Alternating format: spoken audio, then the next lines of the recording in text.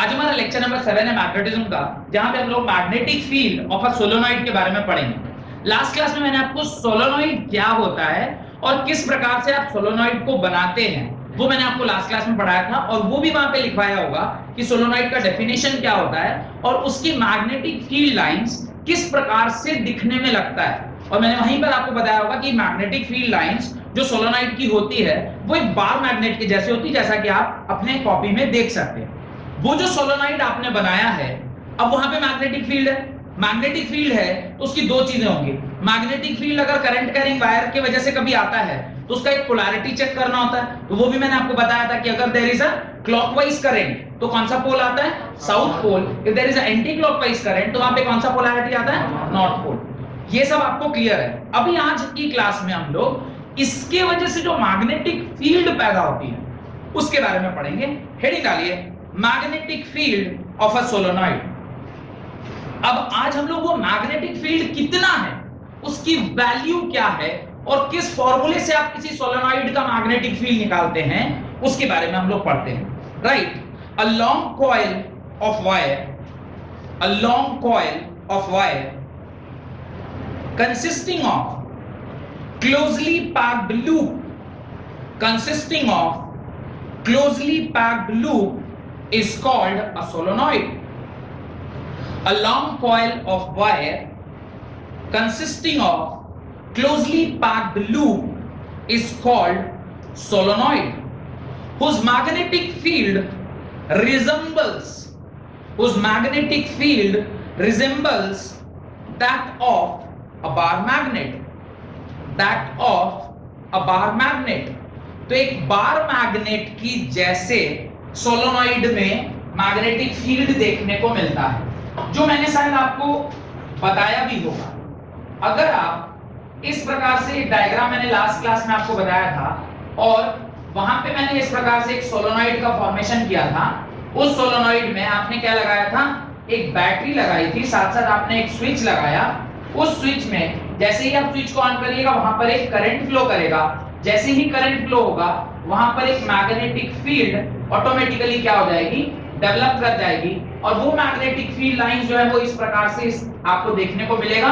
और वो जो मैग्नेटिक फील्ड लाइंस हैं वो एग्जैक्टली सिमिलर टू उन लाइंस के बराबर हैं जैसा कि आपने कहां देखा था, बार मैग्नेट में देखा था। अगर ये मैं अज्यूम कर रहा हूं कि यहां पर जो करंट है वो किस प्रकार से है, वो क्लॉकवाइज है, अगर मैं मान रहा हूं, या मैं मानता हूं ये एंटी क्लॉकवाइज है। अगर ये एंटी क्लॉकवाइज है तो इसे नॉर्थ पोल, इसे आप क्या बोलते हैं, साउथ पोल। आपको पता है कि किसी भी सो कॉल्ड मैग्नेट में जो फील्ड ओरिजिनेट होता है वो ऑलवेज फ्रॉम नॉर्थ पोल होता है, और जो फील्ड जहां पर जाता है, टर्मिनेट करता है, एक्चुअली ये टर्मिनेट तो करता नहीं है, ये साइक्लिक स्ट्रक्चर होता है। ये मैंने आपको मैग्नेटिक फील्ड के उसमें लिखवाया होगा प्रॉपर्टीज में कि कभी टर्मिनेट नहीं करता, ये क्या करता है, क्लोज लूप बनाता है, इट इज कंटीन्यूअस लूप। तो इस प्रकार से आपने उसको समझा। आगे लिखें inside the solenoid, inside the solenoid, ध्यान से देखिए सोलेनॉइड के अंदर, मान लीजिए मैं ये वाला पार्ट जो है इसको सोलेनॉइड के अंदर का पार्ट बोल रहा हूं, ध्यान से देखिएगा।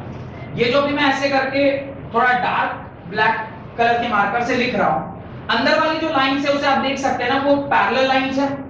पैरेलल लाइंस होने की वजह से आप इसे क्या बोल सकते हैं, these are uniform magnetic field, uniform magnetic field. और इस बारे में मैंने आपसे पहले भी कहा होगा कि यूनिफॉर्म मैग्नेटिक फील्ड कैसा होता है, जहां पे फील्ड लाइंस कैसे होते हैं, पैरेलल होते हैं। और आउटसाइड द सोलेनॉइड जो फील्ड लाइंस है वो कैसे हैं, नॉन यूनिफॉर्म है। तो आउटसाइड द फील्ड ये कैसे हैं, non uniform, non uniform magnetic field lines पाए जाते हैं। तो ये आपको ऑलरेडी पता है।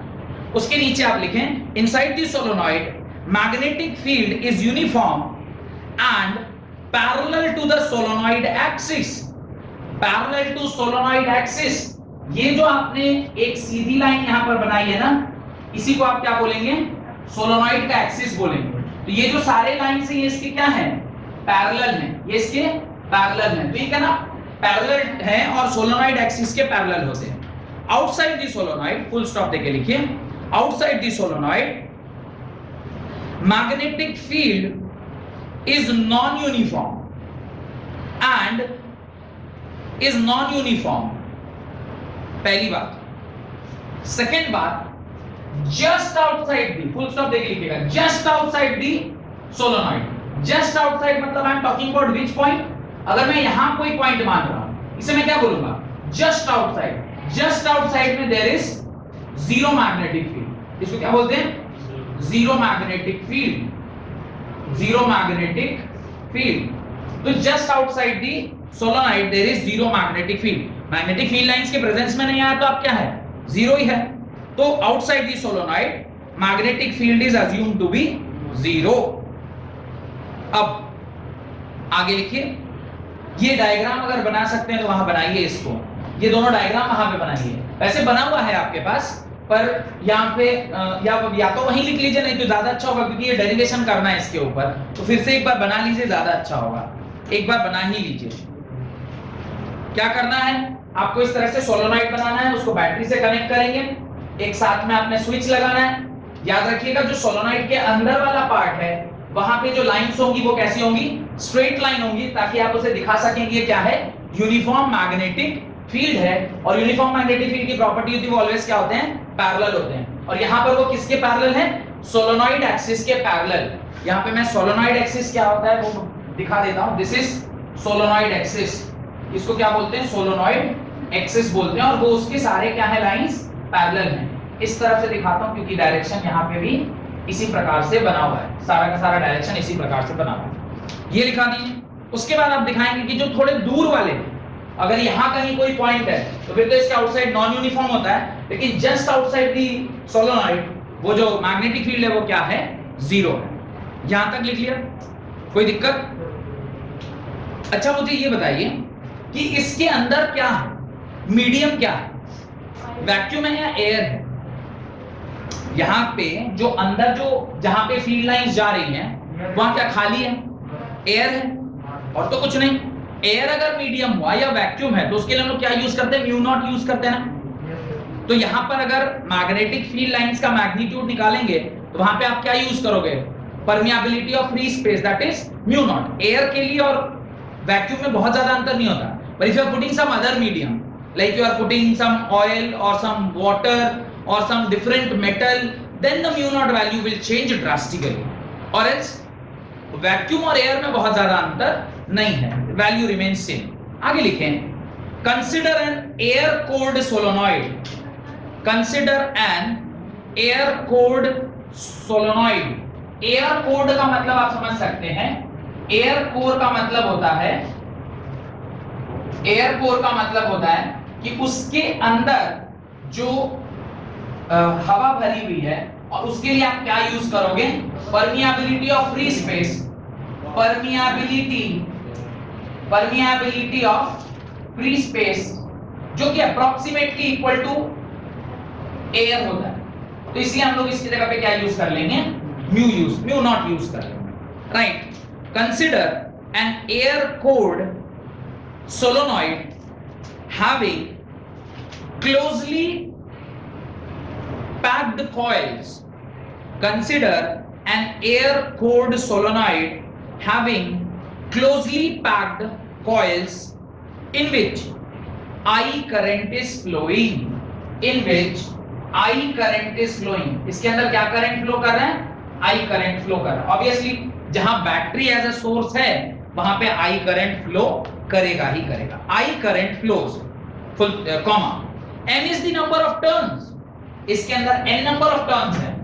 I is current flowing in the coil. Current in the coil. N is what?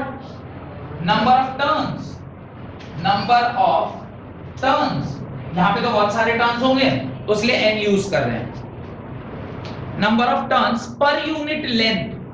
Number of turns per unit length, जो कि आपको याद होगा हम लोग कैपिटल एन को क्या यूज करते हैं? नंबर ऑफ टर्न्स की तरह यूज करते हैं। छोटा जो है उसको number of turns per unit length की तरह यूज कर रहे हैं। Next, B is capital B is the magnetic field. Capital B is the magnetic field. Capital B is the magnetic field inside the solenoid. वही मुझे पता करना है ना कि उस सोलोनॉइड के बीच में क्या मैग्नेटिक फील्ड की वैल्यू है। डन, यहां तक समझ में आ गया। उसके नीचे जो मैं डायग्राम बना रहा हूं उसको जरा ध्यान से देखिएगा। अभी मैं सोलोनॉइड को, अब जो सोलोनॉइड मैं बना रहा हूं ये एक सिलेंड्रिकल फॉर्म में सोलोनॉइड बना है। ये भी वही सोलोनॉइड है जो यहां पर बना हुआ है और इसके ऊपर नंबर ऑफ टर्न्स गए हुए हैं। अगर जो वायर है वो कुछ इस प्रकार से यहां से गया हुआ है, every time when the current is reaching या current is flowing in these wires, मैं ये कह सकता हूं कि ये वायर जो है यहां से कुछ इस प्रकार का होगा और यहां से कुछ इस प्रकार का होगा। यानी ऊपर यहां पे करंट अंदर की ओर जा रहा होगा, यहां पे करंट अंदर की ओर जा रहा होगा और यहां से करंट क्या हो रहा होगा, निकल रहा होगा। ये अगर नहीं समझ में आया है तो मैं अभी कोशिश करता हूं आपको थोड़ा सा समझाने का। सपोज करिए ये हमारा सोलोनॉइड है, तो सोलोनॉइड नहीं है, सोलोनॉइड के बार के ऊपर हम अभी तार को क्या कर रहे हैं, लपेट रहे हैं। अगर हम तार को लपेटें, अब जरा ध्यान से देखिएगा, अभी हम लोग क्या बात कर रहे हैं, ये जो पर्टिकुलर आपका मेटालिक रॉड है इसके ऊपर हमने क्या किया था, वायर को लपेटा था। लास्ट क्लास में ऐसे ही कुछ दिखाया होगा कि इसके ऊपर हमने अगर वायर को ऐसे करके लपेटते हैं और लपेट लपेट के एक एंड से दूसरे एंड आएंगे और बीच में इसको अगर निकाल लेंगे तो वो क्या बन जाएगा, सोलोनॉइड बनेगा। अभी जरा तार को ठीक से देखिए, मैं कैसे लपेट रहा हूं, मेरे पास, हाँ मैं कैसे लपेट रहा हूं, जरा ध्यान से देखिएगा। मैं इसे ऐसे लपेट रहा हूं, अभी देखिए मैं इसे ऐसे लपेट रहा हूं, देखिएगा ऐसे लपेट रहा हूं। अगर मैं इसे ऐसे लपेटूंगा तो इस पॉइंट पे डायरेक्शन ऑफ करंट क्या है, अंदर की ओर, और इस पॉइंट पे डायरेक्शन ऑफ करंट क्या है, बाहर की ओर। ये समझ में आ रहा है। अभी एक राउंड हुआ, सेकंड राउंड जब हुआ तो ये किधर गया है, आपकी ओर, ये अभी किधर आया, मेरी ओर। ये every time when this is coming out ये आपकी ओर निकल रहा है और जब इधर आ रहा है तो वो मेरी ओर आ रहा है। ये समझ में आ रहा है, ये वही बनाया हुआ है। Every time when it is coming from नीचे से वो बाहर निकल रहा है, फिर ऐसे होके फिर अंदर की ओर जा रहा है। ये शायद ये रबर वाले एग्जांपल से आपको समझ में आया होगा। तो यहाँ पे जो करंट का डायरेक्शन होगा वो कैसा होगा, इसी प्रकार से होगा ना, इसी प्रकार से होगा, क्योंकि वो करंट यहाँ से ऐसा निकला और फिर आपने ऐसे करके भेजा है, तो इस प्रकार से हो गया। यहाँ तक कोई डाउट? अगर यहाँ तक कोई डाउट नहीं है तो इस डायग्राम को बनाइए और उसके नीचे जो मैं लिखवा रहा हूँ उसको आप लिखिए। इस डायग्राम को बनाइए, मैं तब तक ऊपर जो कुछ भी लिखा है उसे क्या करता हूँ, मिटा देता हूँ। ये सारा चीज आपको समझ में आ गया ना जो ऊपर लिखा हुआ है। What is air cooled solenoid, uniform magnetic field, non-uniform magnetic field, just solenoid के बाहर क्या मैग्नेटिक फील्ड होता है, सोलोनॉइड के अंदर किस प्रकार का मैग्नेटिक फील्ड होता है, और जो आपका सोलोनॉइड है उसमें ये बीच में जो आप मैग्नेटिक फील्ड लाइंस हैं, बीच में जो मैग्नेटिक फील्ड लाइंस हैं वो यूनिफॉर्म मैग्नेटिक फील्ड लाइन होता है और उसी को हम लोग क्या कर रहे हैं, पता करने की कोशिश कर रहे हैं। आपको एक इंपॉर्टेंट सा लाइन मैंने लास्ट क्लास में लिखवा के छुट्टी किया था, आपको याद आ रहा है क्या लिखवाया था? एक इंपॉर्टेंट लाइन लिखवाया था, as solenoid is symmetrical in nature, having geometrical symmetry, that's why we can use Ampere circuital law. लिखिए उस डायग्राम के नीचे, applying Ampere circuital law, applying ampere circuital law to determine magnetic field B inside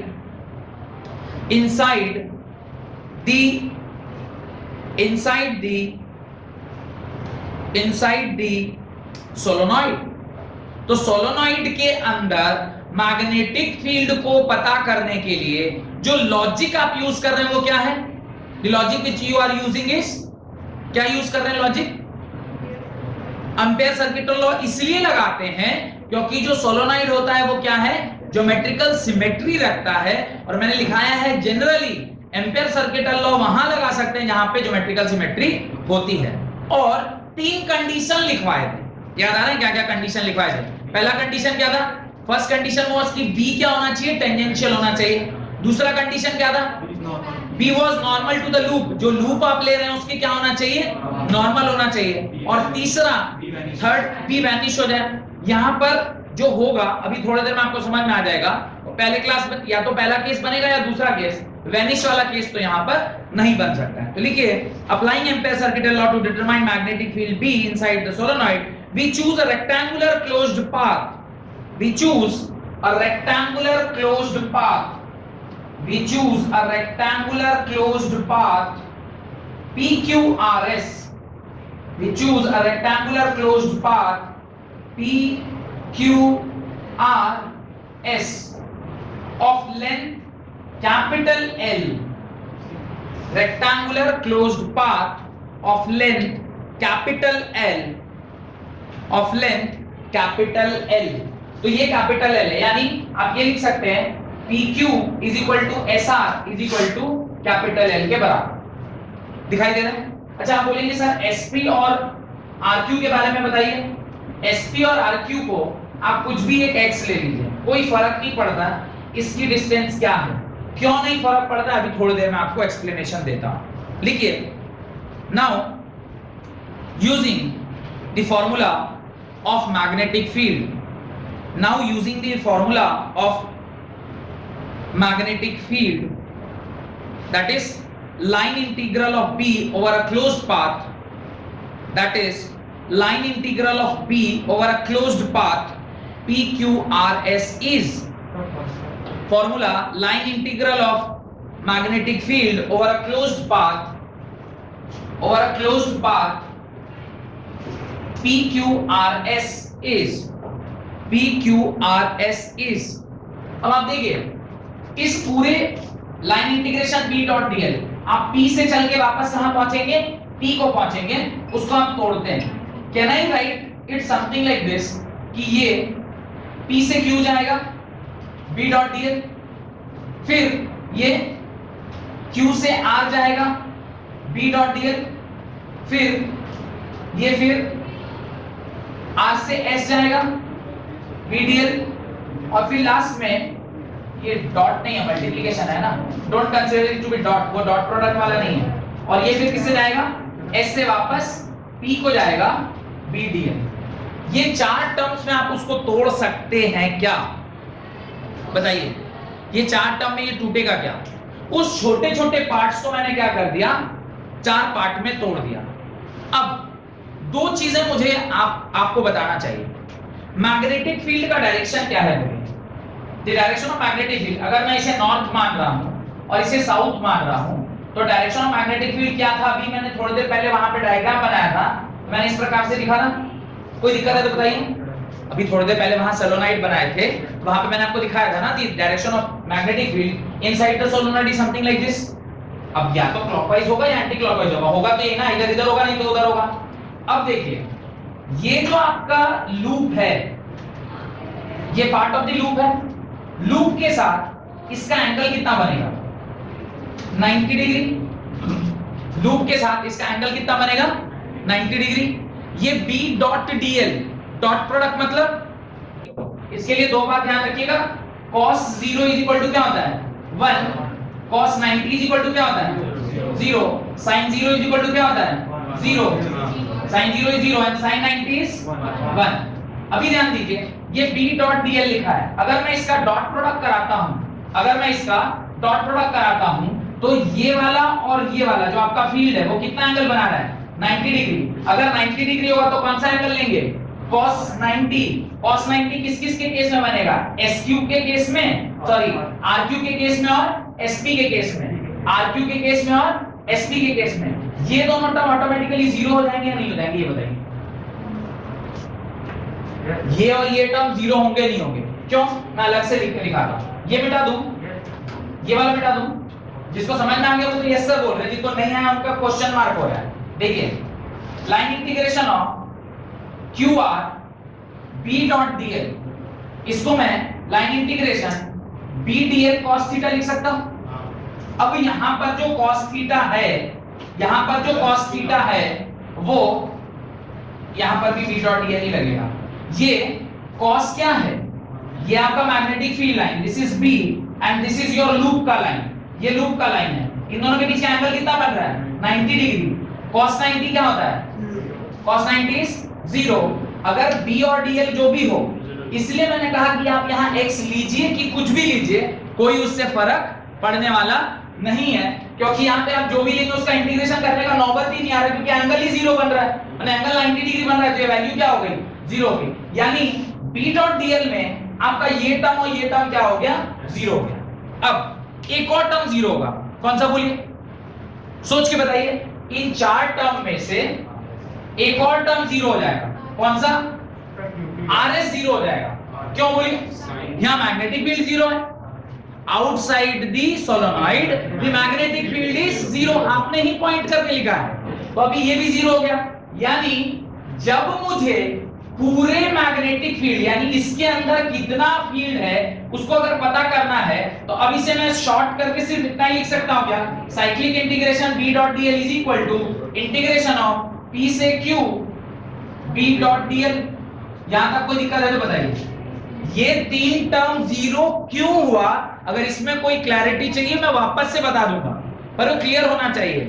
दो term इसलिए zero हो गए क्योंकि वहां पर मैग्नेटिक फील्ड लाइन और जो आपका लूप आपने लिया था उसके बीच का एंगल कितना बन रहा है, 90 डिग्री बन रहा है। cos 90 जीरो, cos 90 जीरो हुआ तो वो दोनों टर्म क्या हो गए, जीरो हो गए। तो उस हिसाब से आपके दो टर्म जीरो हो जाएंगे। कौन कौन सा 90 बन रहा है, एक तो QR 90 बन रहा है और एक SP 90 बन रहा है। आप देखिए S से P वाला मैंने जीरो किया और Q से R वाला भी जीरो कर दिया, तो ये दोनों जीरो हो गए। ये दोनों जीरो होने के अलावा एक और टर्म इसलिए जीरो होगा ताकि वहां पे एंगल का लफड़ा नहीं है, वहां पे क्या चीज का लफड़ा फंसा हुआ है, P आपका जीरो था, वो मैंने आपको ना पॉइंट में लिखवाया होगा कि magnetic field just outside the solenoid is zero, तो ये वाला क्या हो गया, जीरो हो गया। तो कुल मिला के ये तीन टर्म आपके जीरो हो गए। हमने क्या किया था, इस पूरे B डॉट dl को चार पार्ट में डिवाइड किया, ये पार्ट, ऊपर वाला पार्ट और ये वाला पार्ट। इसमें से इधर इधर और ऊपर वाला क्या हो गया, खत्म हो गया।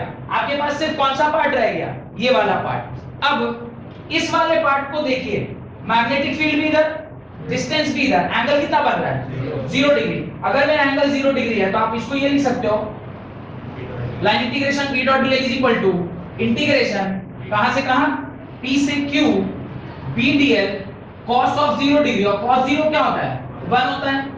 B डॉट dl पूरा का पूरा जो साइक्लिक आपका ये है, क्या बोलते हैं उसको, इंटीग्रेशन। यहाँ पे एम्पियर सर्किट का लॉ लगाइएगा, इसको आप किसके बराबर करिएगा, mu naught into I net के बराबर करेंगे, नहीं करेंगे। अब आप बताइए B dl का इंटीग्रेशन, dl माने यहां से यहां, भाई B dl तो इंटीग्रेट करेंगे, B तो कांस्टेंट है, बाहर आ गया। अच्छा, आपके मन में ये भी डाउट आएगा, सर B बाहर क्यों ले रहे, आपने खुद लिखा है सोलेनॉइड के अंदर जो मैग्नेटिक फील्ड होता है वो कांस्टेंट होता है। बोर्ड में रहता तो मैं दिखा देता, आपने पॉइंट में लिखा हुआ है मैग्नेटिक फील्ड क्या होता है, कांस्टेंट होता है। मैग्नेटिक फील्ड कांस्टेंट तो B क्या आ जाएगा, बाहर आ जाएगा।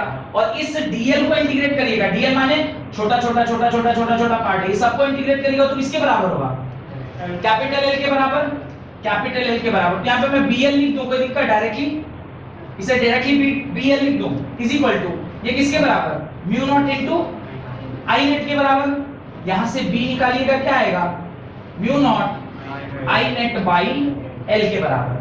और I नेट इसके अंदर कितना है, करंट कितना फ्लो कर रहा था, ओनली I वाज फ्लोइंग, लिखा है ना आपने, current I is flowing in the circuit, I आ गया। अच्छा, ये एक टर्म एक नंबर ऑफ टर्न्स के लिए आया, n नंबर ऑफ टर्न्स के लिए क्या होगा, ये n नंबर ऑफ टर्न्स के लिए क्या होगा, B is equal to mu naught n I, अब I नेट नहीं लिख रहा, I ही लिख दे रहा, बाई L।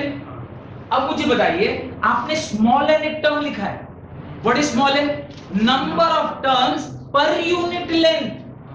तो यहां पे देखिए number of turns per unit length लिखा हुआ है, नहीं लिखा हुआ, तो क्या मैं इसे छोटा n से डिनोट कर दूं, तो B का वैल्यू क्या आ जाएगा, B is equal to mu naught n I। यही magnetic field due to a solenoid का फार्मूला होता है। डन, कोई दिक्कत है तो पूछिए, किसी भी एक स्टेप में दिक्कत है तो पूछिए, मैं फिर से पूरा बता सकता हूं पर आज ही क्लास में कंप्लीट होना चाहिए। कोई डाउट, ये इंटीग्रेशन से लेकर एम्पियर सर्किट लॉ यहां लगाना स्टार्ट किया। एम्पियर सर्किट लॉ मैं एक बार बोल ही देता हूं पूरा। एम्पियर सर्किट लॉ में आपने क्या किया, line integration of B dot dl is equal to, इस पूरे सर्किट को आपने, इस पूरे लूप को आपने चार पार्ट में डिवाइड किया, PQ, QR, RS and RP। Line integration को आपने चार भाग में डिवाइड कर दिया। इस चार भाग में से मैंने लिखा है यहाँ पे कि क्या है, दो भाग डायरेक्टली जीरो हो रहे हैं। क्यों जीरो हो रहे थे, उसका रीजन ये बता रहा हूं। ये जो QR वाला पार्ट है और SP वाला पार्ट है, ये लूप ऐसे है और मैग्नेटिक फील्ड लाइन इस दिशा में या उधर से आ रही है, जाए या आए, अल्टीमेटली इनके बीच का एंगल कितना बनेगा, 90 डिग्री।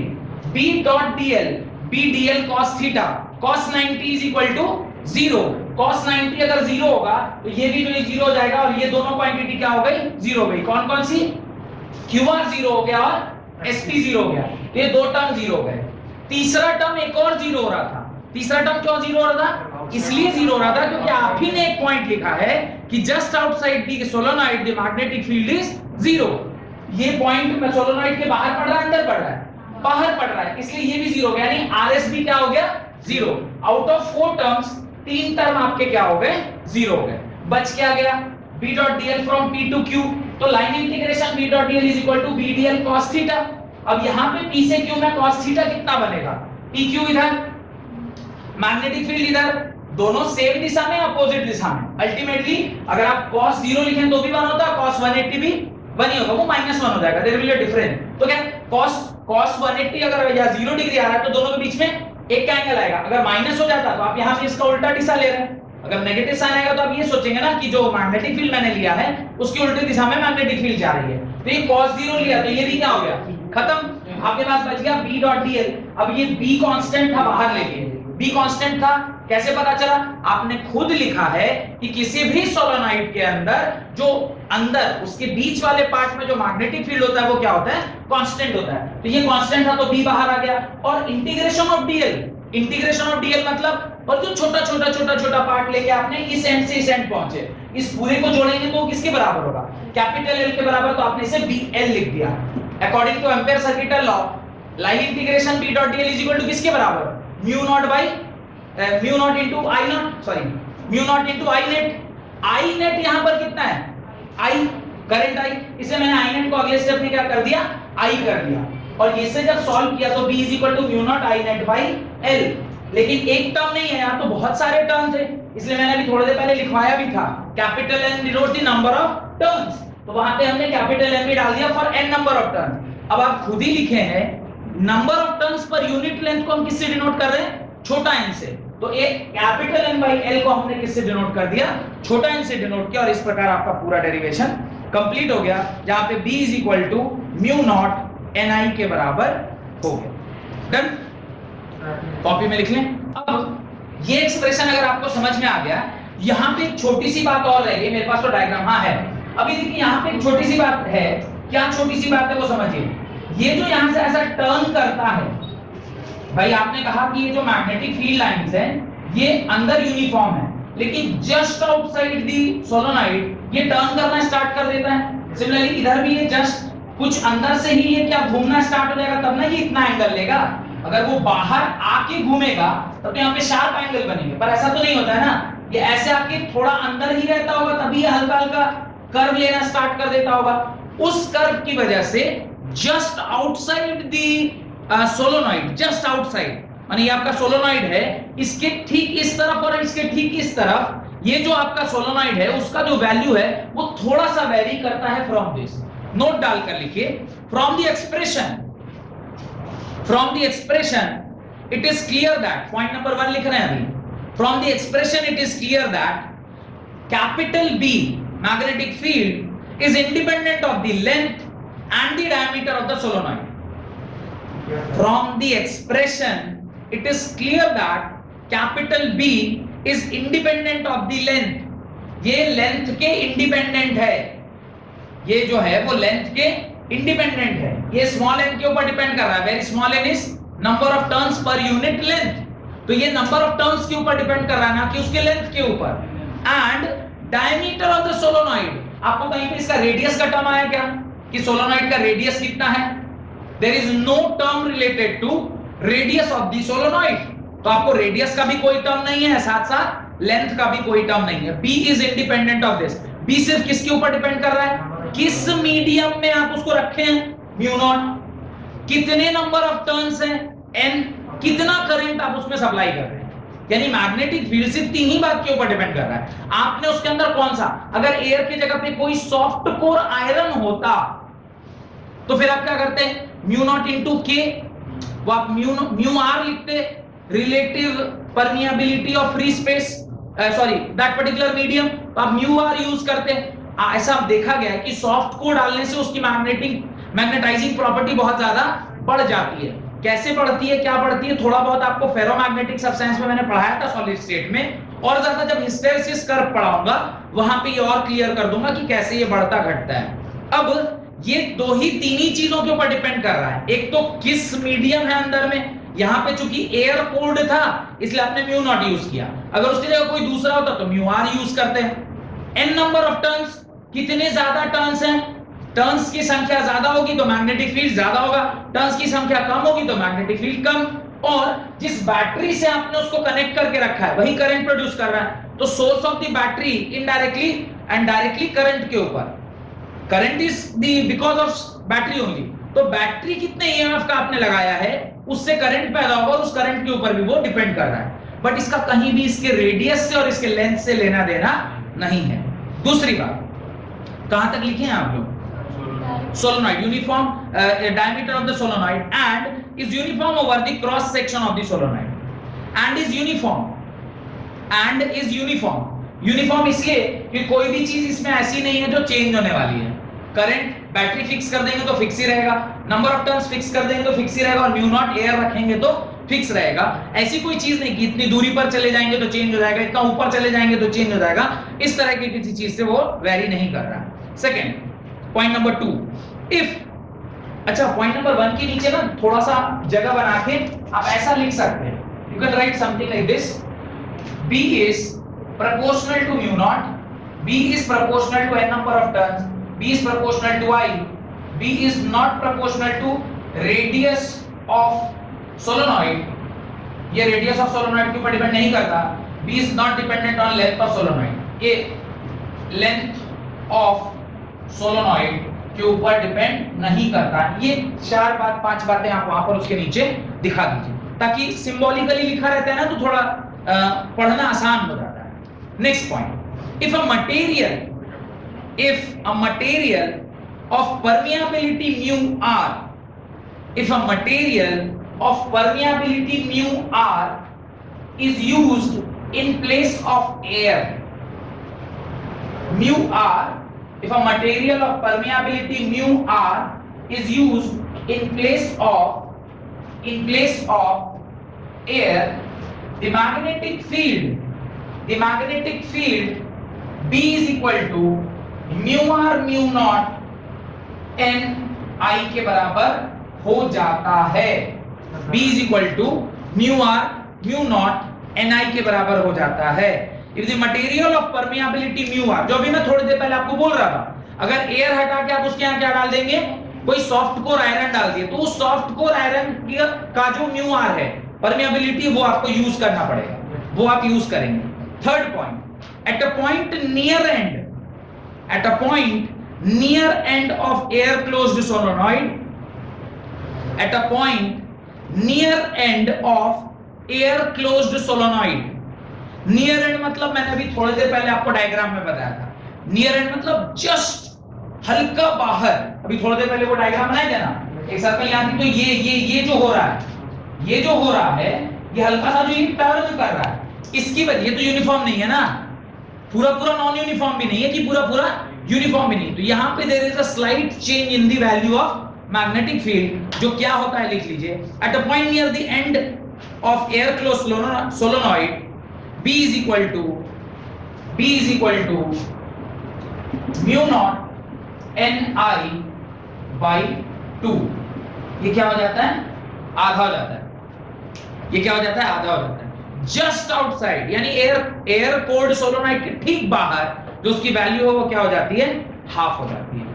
यहां तक कोई डाउट है तो पूछिए, नहीं समझ में आ गया। हेडिंग डालें